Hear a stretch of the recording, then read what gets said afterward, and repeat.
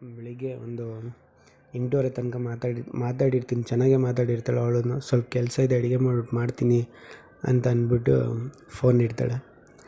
Phone ಇಟ್ಟರೆ ಅದಾದಮೇಲೆ ಅಂದರೆ ಅಷ್ಟರಲ್ಲಿ ಅವ್ರ ಅಪ್ಪ ಅಮ್ಮ ಎಲ್ಲ ಅವ್ರದ್ದು ಹೋಟ್ಲ್ ಇರುತ್ತಲ್ಲ, ಹೋಟ್ಲಿಗೆ ಅವ್ರು ಬೆಳಿಗ್ಗೆ 5 ಗಂಟೆಗೆ ಎದ್ದೋದ್ರೆ ಅವ್ರು ಬರ್ತಿದ್ದೆಯಿಂದ ಮಧ್ಯೆ ಯಾವಾಗಲೂ ಒಂದೊಂದ್ಸಲಿ ಬಂದು ಹೋಗ್ತಿರ್ತಾರೆ, ಸಂಜೆ ಬರ್ತಿರ್ತಾರೆ ಅವ್ರ ಮನೆಗೆ. ಅದರಿಂದ ಫ್ರೀಯಾಗಿ ನಾನು ಅವಳ ಜೊತೆ ಮಾತಾಡ್ತಿದ್ದೆ. ಅವ್ರ ಅಪ್ಪಂಗೆ ಗೊತ್ತಾಗ್ತಿರಲಿಲ್ಲ, ಸುಲಭವಾಗಿ ಎಲ್ಲೋ ಒಂದೊಂದ್ಸಲಿ ಸಿಗಾಕೋಬಿಟ್ಟಿಲ್ದಷ್ಟೇ.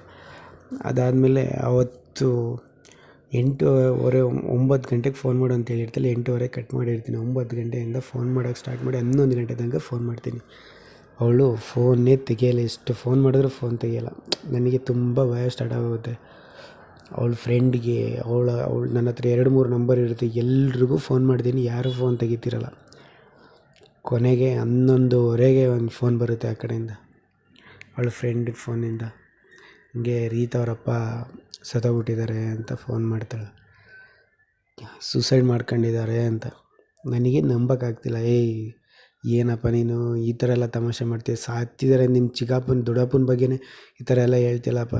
ಇಲ್ಲ ಕಣ ವರದ, ಪ್ರಾಮಿಸ್ ಸತ್ತೋಗಿದ್ದಾರೆ ಅಂತ ಹೇಳೋಕ್ಕೆ ಸ್ಟಾರ್ಟ್ ಮಾಡಿಬಿಡ್ತಾಳೆ. ನನಗೆ ತಡ್ಕೊಳಕ್ಕಾಗಲ್ಲ, ವಿಧಿ ಇಲ್ಲ, ಏನು ಮಾಡೋದು ಅಂತಲೇ ಗೊತ್ತಾಗ್ತಿಲ್ಲ ಆ ಟೈಮಲ್ಲಿ. ನನ್ನ ಈ ಕೈ ಕಾಲೇ ಓಡ್ತಿಲ್ಲ, ಏನು ರಿಯಾಕ್ಷನ್ ಮಾಡಬೇಕು ಅಂತಲೂ ಗೊತ್ತಾಗ್ತಿಲ್ಲ, ಏನು ಹೇಳಬೇಕು ಅಂತಲೂ ಗೊತ್ತಾಗ್ತಿಲ್ಲ.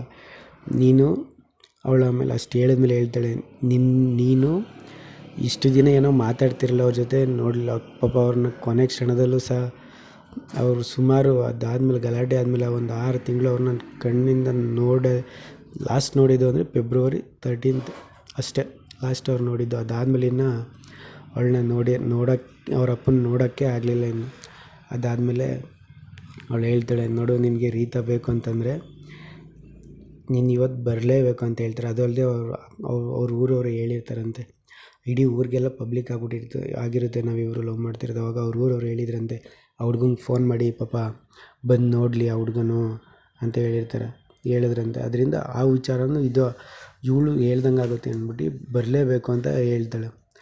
ಆವಾಗ ತುಂಬ ದಿನ ಆಗಿರುತ್ತೆ, ಆದರೆ ಏನಕ್ಕೆ ಸತ್ರು, ನಮ್ಮ ವಿಚಾರಕ್ಕೆ ಸೂಸೈಡ್ ಮಾಡ್ಕೊಂಡ್ರ ಅಥವಾ ಬೇರೆ ಏನಾದರೂ ಸಾಲ ಇತ್ತಾ ಸೂಸೈಡ್ ಮಾಡ್ಕೊಳ್ಳಿಕ್ಕೆ, ಅಥವಾ ಬೇರೆ ಏನೋ ರೀಸನ್ ಇರುತ್ತಾ, ಅದು ಏನೂ ಗೊತ್ತಿಲ್ಲ. ಒಟ್ಟಲ್ಲಿ ಸೂಸೈಡ್ ಅಂತೂ ಮಾಡ್ಕೊಬಿಟ್ಟಿರ್ತಾರೆ.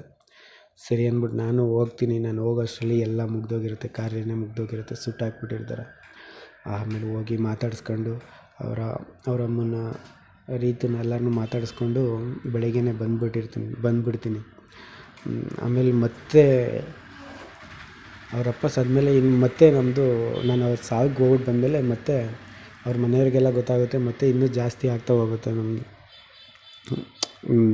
ಅವಳು ನಮಗೆ ಫಿಕ್ಸು ಅನ್ನೋ ಲೆಕ್ಕಕ್ಕೆ, ಮದುವೆ ಅನ್ನೋ ಲೆಕ್ಕಕ್ಕೆ ಫಿಕ್ಸ್ ಆಗಿಬಿಟ್ಟಿರುತ್ತೆ.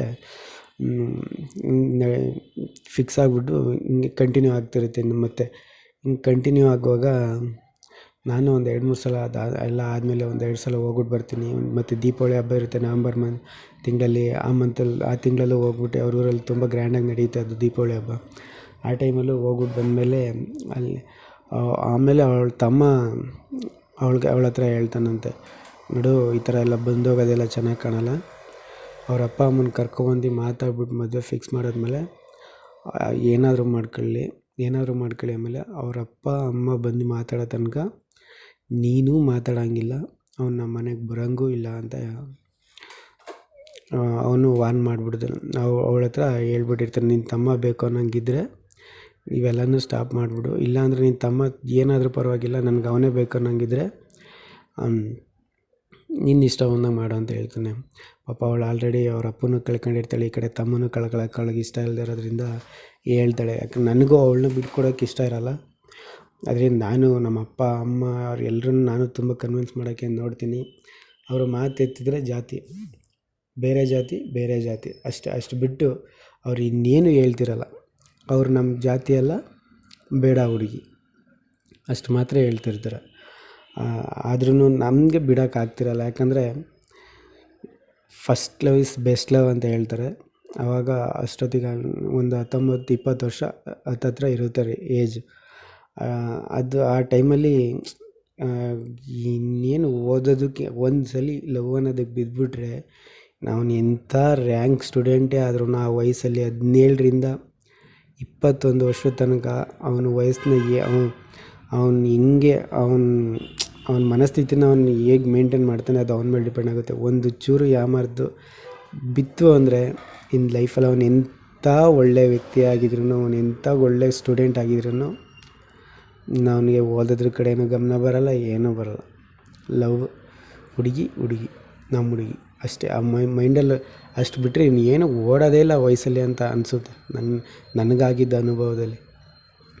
ಆ ಥರ ಆದಾಗ ಅವಳಿಗೆ ಹೇಳ್ದಾಗ ಅವಳು ಮತ್ತೆ ನನ್ನ ಜೊತೆ ಮಾತಾಡೋದು ನಮ್ಮ ಅಪ್ಪ ಅಮ್ಮನ ಕರ್ಕೊಬ, ಇಲ್ಲ ಬೇಡ ಅಂತ ಇಲ್ಲ ಅಂದರೆ ಬೇಡ, ನಾನು ಅಪ್ಪನೂ ಕಳ್ಕೊಂಡಿದ್ದೀನಿ, ತಮ್ಮನೂ ಕಳ್ಕೊಳಕ್ಕೆ ನನಗಾಗಲಿ, ತಮ್ಮನೂ ಇಲ್ಲ ಅಂದರೆ ಅಮ್ಮನೂ ಹೊರಟೋಗ್ತಾರೆ, ನಾನು ಇದೇನು ಮಾಡೋಕ್ಕಾಗುತ್ತೆ, ನಾನು ಹೋಗ್ಬೇಕಾಗುತ್ತೆ, ನಾನು ಸಾಯ್ಬೇಕಾಗುತ್ತೆ, ಎಲ್ಲ ನಮ್ಮ ಪರಿಸ್ಥಿತಿ ಈ ಥರ ಆಗೋಗುತ್ತೆ ಅಂತೆಲ್ಲ ಹತ್ಕೊಂಡು ಹೇಳಿ ಆವಾಗ ನಾನು ಕನ್ವಿನ್ಸ್ ಮಾಡ್ಲಿಕ್ಕೆ ಟ್ರೈ ಮಾಡ್ತೀನಿ. ಮನೆ ಒಪ್ಪಲ್ಲ. ಇನ್ನು ಅವಳು ಯಾಕಂದರೆ ಅಪ್ಪನ ಕಳ್ಕೊಂಡಿರ್ತಾಳೆ, ಅವಳು ವಿಧಿ ಇಲ್ಲ, ಅವಳು ಅವ್ರ ಮನೆಯವ್ರ ಮಾತು ಕೇಳಲೇಬೇಕಾಗಿರುತ್ತೆ. ಅವಳು ನನ್ನ ಜೊತೆ ಮಾತಾಡೋದನ್ನ ಬಿಟ್ಬಿಡ್ತಾಳೆ, ನಾನು ಮಾತಾಡೋದು ಬಿಟ್ಬಿಡ್ತೀನಿ. ಸುಮಾರು 1 ತಿಂಗಳು ಬ್ರೇಕಪ್ ಆಗಿರುತ್ತೆ. 1 ತಿಂಗಳು ಮಾತಾಡಿರಲ್ಲ. ಆದರೆ ನನಗೆ ಅದೇನು, ನಾನು ಮೈಸೂರಲ್ಲಿ ಕೆಲಸ ಮಾಡ್ತಿರ್ತೀನಿ, ಒಂದು ಮೆಡಿಕಲ್ ರೇಪಾಗಿ ಕೆಲಸ ಮಾಡ್ತಿರ್ತೀನಿ. ಆದರೆ ಅವಳನ್ನ ಪಡಿಲೇಬೇಕು ಅನ್ನೋ ಹಠದಿಂದ ಮೈಸೂರು ಬಿಟ್ಟು ಹಾಸನಕ್ಕೆ ಹೋಗ್ತೀನಿ ಕೆಲಸಕ್ಕೆ. ಮೆಡಿಕಲ್ ರೆಪ್ಪಾಗಿ ಕೆಲಸ ಮಾಡ್ತಿದ್ದನು ಹಾಸನಲ್ಲಿ. ಒಂದು ಹೋಟ್ಲಲ್ಲಿ ಕೆಲಸ ಮಾಡೋಕ್ಕೆ ಹೋಗ್ತೀನಿ ಅವಳಿಗೋಸ್ಕರ. ಅವಳನ್ನ ಏನಾದರೂ ಮಾಡಿ ಕಾಂಟ್ಯಾಕ್ಟ್ ಮಾಡಬೇಕು, ಮೀಟ್ ಮಾಡಬೇಕು, ಅಷ್ಟೇ ನನ್ನ ಉದ್ದೇಶ ಆಗಿರುತ್ತೆ.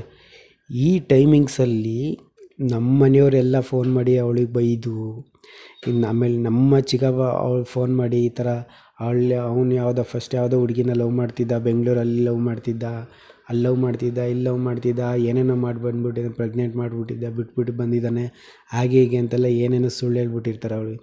ಆ್ಯಕ್ಚುಲಾಗಿ ನಾನು ಮೈಸೂರು ಬಿಟ್ಟು ಇನ್ನೆಲ್ಲೂ ಹೋಗಿರಲ್ಲ, ಅದು ಅವಳಿಗೂ ಗೊತ್ತು.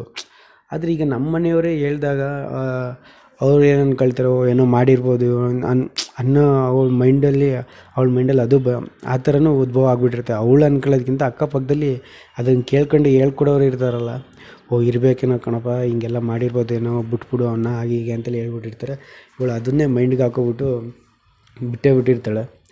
ಅದಾದಮೇಲೆ ನನಗೆ ಒಂದಿನ ತಡ್ಕೊಳಕ್ಕಾಗಲ್ಲ, ಊರಿಗೆ ಹೋಗ್ಬೇಕು ಅಂತ ಡಿಸೈಡ್ ಮಾಡ್ತೀನಿ. ಅವ್ರ ಊರಿಗೆ ಹೋಗೋಕ್ಕಾಗಲ್ಲ, ಕುಡಿದ್ಬಿಟ್ಟು ಇವತ್ತು ಎಲ್ಲನೂ ಹೇಳ್ಬೇಕು ಅನ್ಕೊಳ್ತೀನಿ, ಹೇಳೋಕ್ಕಾಗಲ್ಲ. ಕೊನೆಗೆ ಅವತ್ತು ಕಾಯನ್ ಬಾಕ್ಸ್ಗೆ ಹೋಗ್ಬಿಟ್ಟು ಫೋನ್ ಮಾಡಿಬಿಟ್ಟು ಈ ನಂಬರಿನ ಹೇಳ್ತೀನಿ ಮಾತಾಡಿಸ್ದಾಗ, ನಾನು ಅವ್ರದ ಅಂತ ಹೇಳ್ಬಿಟ್ಟು ಮಾತಾಡಿಸ್ದಾಗ ಇರೋ ವಿಚಾರ ಹೇಳ್ತಾರೆ. ಹಿಂಗೆ ನಿಮ್ಮ ಮನೆಯಿಂದೆಲ್ಲ ಫೋನ್ ಮಾಡಿದರು, ನಿಮ್ಮ ಅಮ್ಮ ಎಲ್ಲ ಬಾಯಿಗೆ ಬಂದಂಗೆ ಬೈದರು, ಆಮೇಲೆ ಯಾರೋ ಇನ್ನೊಬ್ಬರು ಫೋನ್ ಮಾಡಿದರು, ನೀನು ಯಾವುದೋ ಬೆಂಗಳೂರಲ್ಲಿ ಲವ್ ಮಾಡ್ತಿದ್ದಂತೆ ಹುಡುಗಿ ಪ್ರೆಗ್ನೆಂಟ್ ಮಾಡಿದೆಯಂತೆ, ಹಾಗೆ ಹೀಗೆ ಅಂತೆಲ್ಲ ಹೇಳಿದ್ರು ಅಂತ ಹೇಳ್ತಾಳೆ. ನಂಬರ್ ಇಸ್ಕೊಬಿಟ್ಟು ಫೋನ್ ಮಾಡ್ತೀನಿ. ಅವ್ನು ನಮ್ಮ ಚಿಕ್ಕಪ್ಪ ಅನ್ನೋದು ಕಾಣದೆ ಬಾಯಿಗೆ ಬಂದಂಗೆ ಬೈತೀನಿ. ಬೈದಾದ್ಮೇಲೆ ಅವಳಿಗೆ ಬೇಕಾದರೆ ಫೋನ್ ನಾನು ಇಲ್ಲ, ನನ್ನ ಹತ್ರ ಮಾಡಿಲ್ಲ ಅಂತಂದಾಗ ಅವಳು ಅವಳ ಫ್ರೆಂಡು ನಂಬ್ತಿರಲ್ಲ. ಆಮೇಲೆ ಒಂದು ಫ್ರೆಂಡ್ ಮೊಬೈಲ್ಗೆ ಕರೆನ್ಸಿ ಹಾಕ್ಸ್ಕೊಂಡು ಅವಳಿಗೂ ಕಾನ್ಫರೆನ್ಸ್ ಹಾಕ್ಬಿಟ್ಟು ಅವಳಿಗೆ ಲೈವ್ ಆಗಿ ಕೇಳಿಸ್ತೀನಿ. ನಾನು ಯಾವಾಗ ಬೆಂಗಳೂರಿಗೆ ಬಂದಿದ್ದೆ, ನಾನು ಯಾವಾಗ ಈ ಥರ ಮಾಡಿದ್ದೆ, ಈ ಥರ ಎಲ್ಲ ಮಾತಾಡಿ ಈ ಥರ ಎಲ್ಲ ಸುಳ್ಳು ಹೇಳಿದ್ರಲ್ಲ, ಹಾಗೆ ಹೀಗೆ ಅಂತ ಬೈದಾಗ ಅವಳು ಸ್ವಲ್ಪ ಕನ್ವಿನ್ಸ್ ಆಗಿ ಒಪ್ಕೊಳ್ತಾಳೆ. ಆವಾಗ ಮತ್ತೆ 1 ತಿಂಗಳು ಬ್ರೇಕಪ್ ಆಗಿದ್ದು, ಮತ್ತೆ ಆವಾಗ ನಮ್ಮಿಬ್ಬರದ್ದು ಸ್ಟಾರ್ಟ್ ಆಗುತ್ತೆ ಲವ್. ಮತ್ತೆ ಅಲ್ಲಿಂದ ಕಂಟಿನ್ಯೂ ಆದಮೇಲೆ ಸುಮಾರು ಒಂದು 2 ತಿಂಗಳಾದಮೇಲೆ ಮತ್ತೆ ಫಸ್ಟ್ ಟೈಮ್ ಅವಳು ನಾನು ಹೊರಗಡೆ ಅಂತ ಹೋಗಿದ್ದು ಒಂದು ದೇವಸ್ಥಾನಕ್ಕೆ ಹೋಗ್ತೀವಿ. ಅದು ಬೆಳ್ಳೂರು ಕ್ರಾಸ್ ಹತ್ರ ದೇವಸ್ಥಾನಕ್ಕೆ, ಆದಿಚುಂಚನಗಿರಿ ದೇವಸ್ಥಾನಕ್ಕೆ ಹೋಗ್ಬಿಟ್ಟು ಬರ್ತೀವಿ. ಆಮೇಲೆ ಮತ್ತೆ ಇನ್ನೂ ಜಾಸ್ತಿ ಕಂಟಿನ್ಯೂ ಆಗ್ತಾ ಹೋಗುತ್ತೆ ನಮ್ಮದು. ಕಂಟಿನ್ಯೂ ಆಗ್ತಾ ಹೋಗ್ತಿರುವಾಗ ಏನಾದರೂ ಮಾಡಿ ಮದುವೆ ಆಗಲೇಬೇಕು ಅನ್ನೋ ಉದ್ದೇಶದಿಂದ ಮನೇಲೆಲ್ಲ ಕೇಳ್ತೀನಿ, ಒಪ್ಕೊಳ್ಳಲ್ಲ. ನಾನು ಮನೇಲೆಲ್ಲ ಕೇಳಿ ಟ್ಯಾಬ್ಲೆಟ್ಸ್ ಎಲ್ಲ ನುಂಗಿ ಸೂಸೈಡ್ ಮಾಡ್ಕೊಳಕ್ಕೆ ಹೋಗಿ ಏನೇ ಕನ್ವಿನ್ಸ್ ಮಾಡಿದ್ರೂ ಒಪ್ಕೊಳ್ಳಲ್ಲ. ಈಗಿರುವಾಗ ಒಂದ್ಸಲ ಏನಾಗುತ್ತೆ,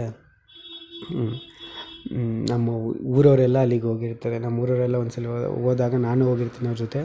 ಆವಾಗ ಅಲ್ಲೆಲ್ಲ ಬಂದು ಸ್ವಲ್ಪ ಜನ ನಮ್ಮ ದೊಡ್ಡಪ್ಪ ಕೆಲವ್ರು ಬಂದು, ನಮ್ಮ ಊರವರು ಎಲ್ಲ ಬಂದು ನೋಡ್ಕೊಂಡು ಹೋಗ್ತಾರೆ, ಮಾತಾಡ್ಸ್ಕೊಂಡು ಹೋಗ್ತಾರೆ. ನಾನು ಆಮೇಲೆ ಕೊನೆಗೆ ಫೈನಲಾಗಿ ಡಿಸೈಡ್ ಹೇಳ್ಬಿಟ್ಟಿರ್ತೀನಿ ನಮ್ಮ ದೊಡ್ಡಪ್ಪನ ಹತ್ರ, ನಾನು ಅವಳನ್ನ ಮದುವೆ ಆದರೆ ಇರ್ತೀನಿ, ಇಲ್ಲ ಅಂದರೆ ನಾನು ಯಾವುದೇ ಕಾರಣಕ್ಕೂ ಬದುಕಲ್ಲ, ನಾನು ಸತ್ತೋಗ್ತೀನಿ, ನನಗೆ ಅವಳಿಲ್ಲ ಅಂದರೆ ನಾನು ಬದುಕಲ್ಲ ಅಂತ ಹೇಳ್ತೀನಿ.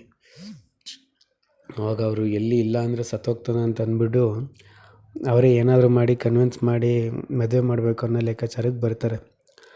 ಮದುವೆ ಮಾಡಬೇಕು ಅನ್ನೋ ಲೆಕ್ಕಾಚಾರಕ್ಕೆ ಬಂದಾಗ ಒಂದು ದಿನ ಫಿಕ್ಸ್ ಮಾಡ್ತಾರೆ. ನಮ್ಮ ಅಪ್ಪ ಅಮ್ಮನೆಲ್ಲ ಕರೀತಾರೆ, ಅವ್ರು ಯಾರೂ ಬರೋಲ್ಲ. ಬರದೇ ಇದ್ದಾಗ ಒಂದಿನ ನಮ್ಮ ದೊಡ್ಡಪ್ಪದಿರು, ನಮ್ಮ ದೊಡ್ಡಪ್ಪ, ನಮ್ಮ ಚಿಕ್ಕಪ್ಪ, ನಮ್ಮ ತಾತ, ನಮ್ಮ ಮನೆಯಿಂದ ಬರೋರು, ಆಮೇಲೆ ಸ್ವಲ್ಪ ಜನ ಮೇನ್ ವ್ಯಕ್ತಿಗಳು, ಒಂದು 7-8 ಜನ ಬೈಕಲ್ಲಿ ಹೋಗ್ತೀವಿ. ಒಂದು ಡೇ ಫಿಕ್ಸ್ ಮಾಡ್ಬಿಟ್ಟು ಮಾತಾಡಲಿಕ್ಕೆ ಮದುವೆನೇ ಮಾಡೋಣ ಅಂತ ಅಂದ್ಬಿಟ್ಟು ಒಂದು ಡೇ ಫಿಕ್ಸ್ ಮಾಡಿಬಿಟ್ಟು ಅವ್ರ ಮನೆಗೆ ಹೋಗ್ತೀವಿ.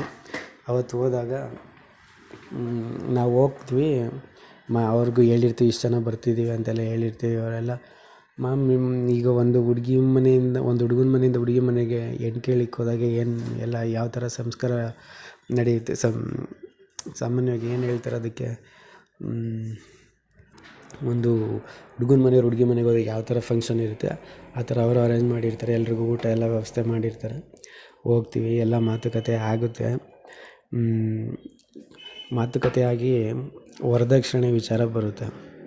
ವರದಕ್ಷಿಣೆ ವಿಚಾರ ಏನು ಅಂದರೆ, ಆ ಹುಡುಗ ಅವ್ರ ಅಪ್ಪ ಅಮ್ಮ ಎಲ್ಲ ಬಿಟ್ಟು ಬರ್ತಿದ್ದಾನೆ. ಆ ಹುಡುಗನಿಗೆ ನೀವು ಏನೋ ಅವನ ಲೈಫ್ ಸೆಟ್ಲ್ ಆಗಂಗೆ ಏನೋ ಒಂದು ನೀವೇ ಮಾಡಿಕೊಟ್ಟು ದಾರಿ ತೋರಬೇಕು. ಈಗ ಅವನ ಪಾಲಿಗೆ ನೀವೇ ಅಪ್ಪ ಅಮ್ಮ ಆಗಿದ್ದೀರಾ, ಹೀಗೆ ನೀವೇ ಅಮ್ಮ ಆಗಿ ಅಂತೆಲ್ಲ ಹೇಳ್ಬಿಟ್ಟು ಏನೋ ಮಾತಾಡುವಾಗ ವರದಕ್ಷಿಣೆ ವಿಚಾರದಲ್ಲಿ ಸ್ವಲ್ಪ ಕಿರಿಕಿರಿ ಏನೋ ಆಗುತ್ತೆ, ಮಾತಿಗೆ ಮಾತು ಬೆಳೀತೆ. ಆಮೇಲೆ ಸರಿ ಆಯಿತು ಅಂತ ಹೇಳ್ಬಿಟ್ಟು ಅದು ಅಲ್ಲಿಗೆ ಸ್ಟಾಪ್ ಆಗುತ್ತೆ. ಆಮೇಲೆ ನಾನು ಹೇಳ್ತೀನಿ, ನನಗೇನು ಬೇಡ, ಮದುವೆ ಮಾಡಿಕೊಟ್ರೆ ಸಾಕು ಅಂತ ಹೇಳ್ತೀನಿ ನಾನು. ಆಮೇಲೆ ಕೊನೆಗೆ ಅವ್ರೇನು ಕೊಡೋದು ಬೇಡ, ಮದುವೆ ಮಾಡಿಕೊಡ್ಲಿ ಸಾಕು ಅಂತ. ಅದಾದಮೇಲೆ ಅವ್ರ ಚಿಕ್ಕಮ್ಮ ಬಂದಿರಲ್ಲ ಅವತ್ತಿನ ದಿನ. ಅವ್ರಿಗೋಸ್ಕರ ಅವ್ರು ಬಂದಮೇಲೆ ಅವ್ರ ಹತ್ರನೂ ಮಾತಾಡ್ಬೋಣ ಒಂದ್ಸಲಿ ಅಂತ ಅಂದ್ಬಿಟ್ಟು ನಮ್ಮನ್ನು ಒಂದು ರಾತ್ರಿ ಅಲ್ಲೇ ಉಳಿಸ್ಕೊಳ್ತಾರೆ. ನಾನು, ನಮ್ಮ ದೊಡ್ಡಪ್ಪ ಮತ್ತು ಒಬ್ಬರು ತಾತ 3 ಜನ ಉಳ್ಕೊಂಡಿರ್ತೀವಿ. ಅದು ಉಳ್ಕೊಂಡಾದ್ಮೇಲೆ ಅದ್ರ ಬೆಳಗ್ಗೆ ಅವರ ಚಿಕ್ಕಮ್ಮ ಎಲ್ಲ ಬರ್ತಾರೆ. ಮಾತುಕತೆ ಎಲ್ಲ ಆಗುತ್ತೆ. ಮಾತುಕತೆ ಎಲ್ಲ ಆಗಿ ಒಂದು ದಿನ ಮದುವೆ ಮಾಡಿ ಇಲ್ಲೇ ನಮ್ಮ ಅಣ್ಣ ತಮ್ಮದಿರದಲ್ಲಿ ಒಬ್ಬರು ತಾತನ ಮನೆ ಫಂಕ್ಷನ್ ಇರುತ್ತೆ. ಆ ಊರಲ್ಲಿ ನಾವು ಮರಿ ಹೊಡೆದು ಹಬ್ಬ ಮಾಡ್ತೀವಿ. ಹಬ್ಬದ ಟೈಪೇ ಮಾಡ್ತೀವಿ. ಇಡೀ ಊರಿಗೆಲ್ಲ ಊಟ ಹಾಕ್ತೀವಿ. ಅಲ್ಲಿಗೆ ಹೋದರೆ ಒಂದೊಂದು ಲಾರಿಯಲ್ಲಿ ಜನಗಳು ಹೋಗ್ತಿರ್ತಾರೆ ಆ ಊರಿಗೆ.